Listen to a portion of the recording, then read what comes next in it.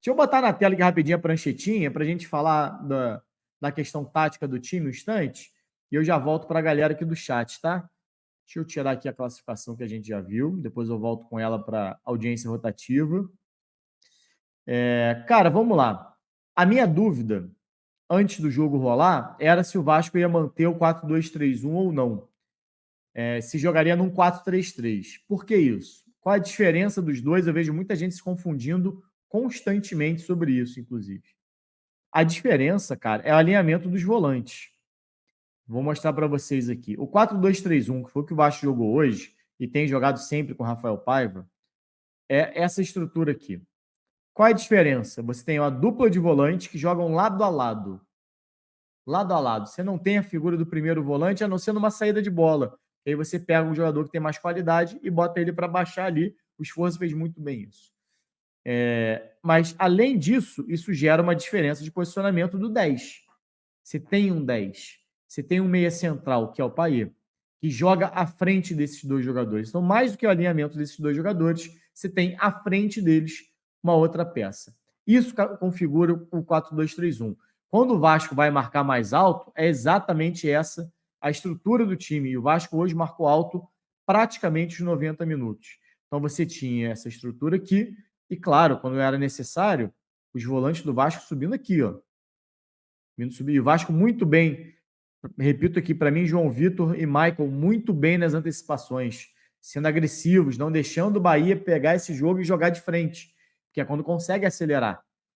Depois eu vou dar uma olhadinha nos números, né? Nem sempre reflete o que a gente realmente viu, mas depois eu vou tentar dar uma olhada aqui nos números pelo Footstat para ver se a gente tira, se a gente consegue dar uma olhada com calma nesses números, principalmente dos zagueiros, né? Mas dos volantes também, enfim. Essa é a estrutura. Qual era a minha dúvida aqui em relação a se jogaria, se manteria essa estrutura ou não?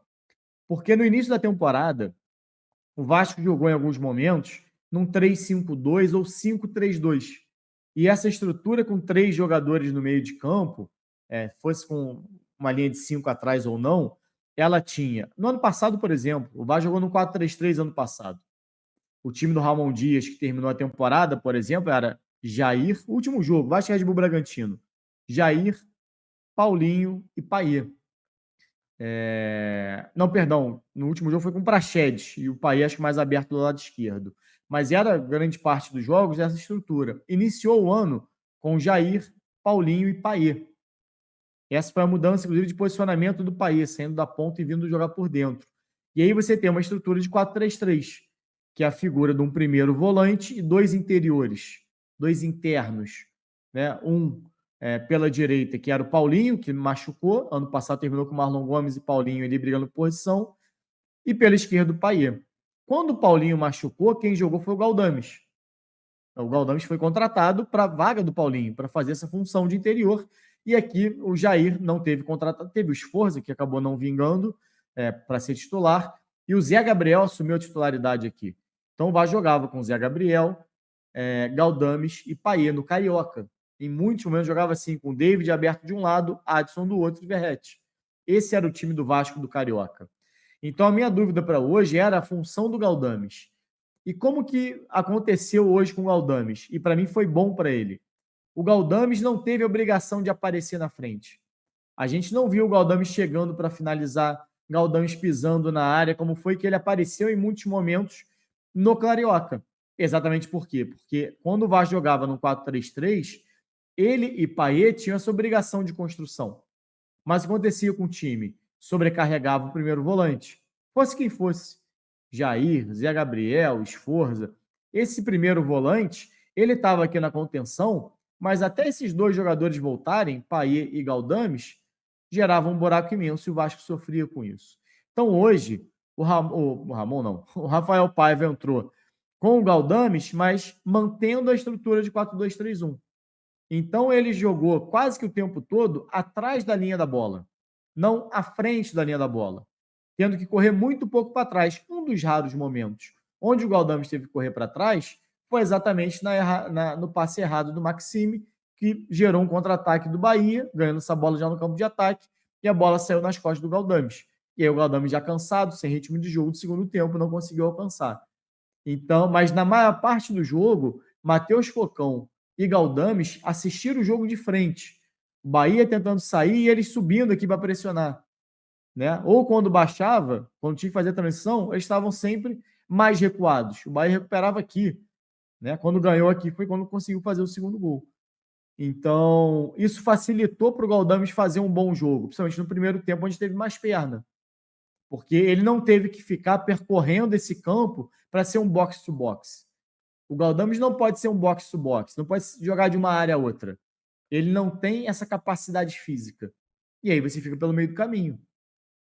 Né? Então, ele fazendo um jogo onde ele fica mais posicional, que ele segura um pouquinho mais a marcação, ele conseguiu render melhor. E aí, tendo do lado dele um cara que marca mais forte, que é o Matheus Cocão, conseguiu ajudar muito nessa estrutura do Vasco, que subia para marcar, subia bem, pressionava. O Bahia, sem o Ademir principalmente, não era um time veloz, né? Por isso a mexida, inclusive, do Ceni. Então, essa bola do Bahia, que é um time técnico, o Vasco conseguiu levar vantagem em cima da parte técnica do Bahia. O Vasco venceu os duelos em cima do Bahia. Venceu por ter mais técnica? Não, pela intensidade. Precisava anular de alguma maneira. Então o Vasco tirou os espaços do Bahia por dentro. E aí, mesmo quando essa bola passava, os dois zagueiros do Vasco o tempo todo sendo agressivos para não permitir o jogo em transição. Nos poucos momentos onde o Bahia conseguiu encaixar foi depois da entrada do Ademir, depois da entrada do Lúcio, que aí sim começou a ter jogadores que abriram um pouquinho mais o campo, foram jogar em cima dos laterais, não mais por dentro, e aí o Vasco teve dificuldade, principalmente com o Piton pelo lado esquerdo, para fazer esse tipo de marcação. No segundo tempo, o lado direito sofreu um pouquinho mais também, apesar do Maxime ter ajudado bem o PH por ali. Então passou muito por isso, né, a estrutura do jogo do Vasco e o que deu certo. E aí você vai perdendo força física, que foi para mim que aconteceu no segundo tempo, você naturalmente vai gerando mais espaço. Até por isso eu falei no início da live. Eu estava já desesperado, que falei, cara, não vai baixar o bloco em momento algum, o Vasco. O Vasco não vai dar uma respirada aqui atrás, porque é difícil você jogar 90 minutos fazendo marcação alta. Porque depois você começa a ficar sem perna, você sofre. Foi assim que saiu o segundo gol do Bahia. Então, você, para evitar gerar essas brechas, você baixa o bloco e tenta ocupar melhor os espaços por ali, todo mundo ficando mais compactado. Porque essas subidas, muitas vezes, o cara sobe, outro não volta, amigo, já era.